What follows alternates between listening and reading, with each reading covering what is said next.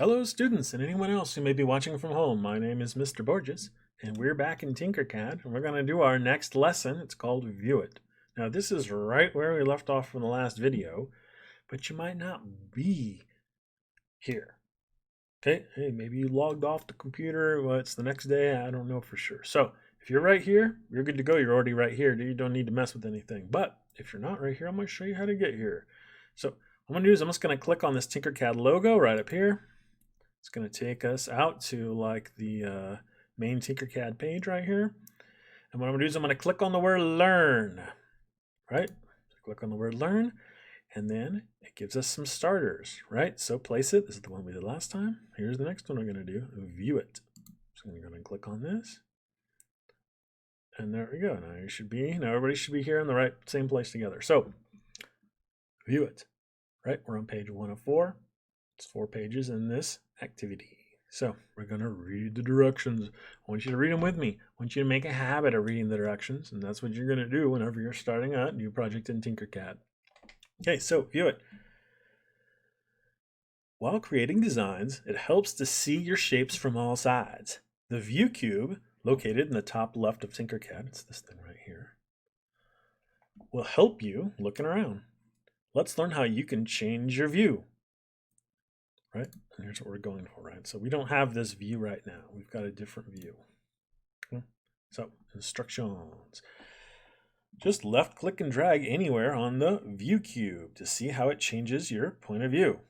So left click and drag anywhere on the, oh, there you go.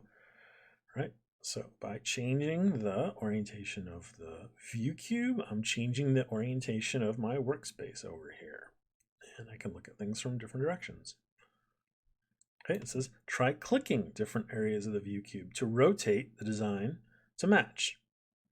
Right, so in other words, if you click on a surface of the view cube, you can rotate your design over here to match what you've done. So I can click on the top, can click on this corner over here to get that corner view.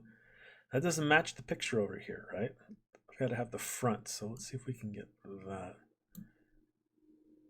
Click that. There we go. That's the view that's in the example right here. Okay. So then we're going to go ahead and continue on to the next step. All righty. From time to time, it helps to take a closer look at your design. Practice zooming in and out. Okay. So you can see this is what we're going for, right? Big zoom. Okay. So if you have a mouse on your scroll wheel, it's actually pretty convenient if you do. You can use it for zooming in and out. I'm just going to roll the mouse wheel, right? Get our big zoom, and you can zoom back out. And that's super easy if you have a mouse that has a wheel, right? If you have a touchpad, you're going to zoom using the gesture that you would normally use in other apps when you want to zoom. Well, what the heck does that mean? Well, it depends on what kind of computer you have. See, we don't know that ahead of time. Some of you may be using Windows, some of you may be using a Mac, some of you may be using like a Linux or Ubuntu, or I don't know what. So I don't know the answer to how you're going to zoom on your platform. But I can tell you in Windows, if you're using like a laptop, you don't have a mouse maybe. If you want to do a zoom, what you can do is you can hold down the Alt key. It's called Alt, and then you can push the plus symbol. Right, plus to zoom in. I'm holding down Alt while I do that, or minus, pushing the minus key to zoom back out. And that's how you do it on Windows, and I don't know for sure how you do it on Apple, but it's probably really similar. You know, it's like going to be Command plus or something like that. However you would normally zoom in and out on a Apple apps.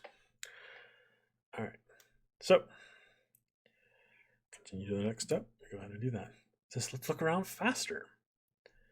You've seen how to rotate using the view cube, and it's super handy, especially when you want a really specific view. Want to see it from the front, you just click this. It's great. But if you just want to look around, there's a faster way to do that. So this time we're going to try by only using your mouse or touchpad. Right, so instructions.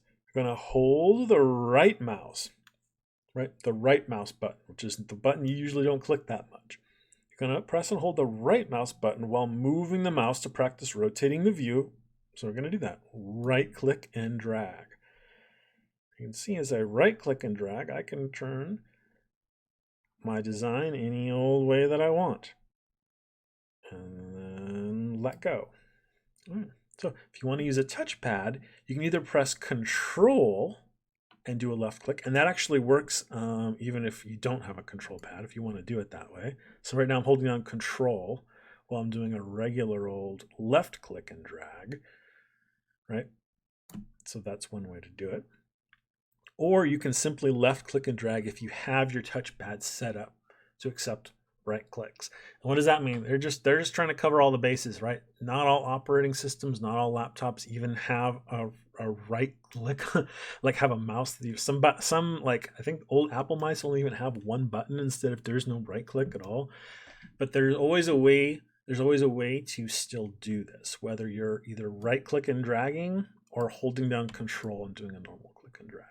And I think on a Mac it would be Command instead of Control. Right. The Control button, by the way, in case you don't know, it's the one that says CTRL. It's short for Control. Alrighty, so continue on to the next step. There we go. Hey, good work. You've got the hang of it. Great. Let's keep going. Now, hopefully you are getting the hang of it. I don't expect you to be an expert on manipulating your 3D designs yet, although it's actually really similar to some other things. And if you've played around with building things in Minecraft and stuff like that, you're probably already used to this idea that sometimes what you're building is like, it looks right until you come around to the other side and then it's all messed up. And so it's important to be able to take a look at things from different sides, and this gives us a way to do that. Alrighty, so if you're in the classroom with me, go ahead and raise your hand. I'll come around and have you just show me that, oh yeah, I can zoom in and out, Mr. Borges. I can look at this thing from the other side. I'll say, okay, that's great. I'm glad that you learned what's up with this lesson. Go ahead and go on to the next one. And if you need a little bit of help, raise your hand and I'll come around and do it too. If we're doing distance learning at this time, right? If you feel like you got the hang of it and you're able to look at this thing from different directions, then go ahead and move on to the next project. And if you feel like you're really stuck and watching this video again didn't help, go ahead and send me a message and we'll talk about it. You know, maybe you have a different operating system or a different device that we haven't talked about or covered. That's no problem. Alrighty, so I'm gonna go ahead and click continue and set us all up for our next video, which is going to be Move It. Alrighty folks, so that's it for this one. Thanks for watching. Bye.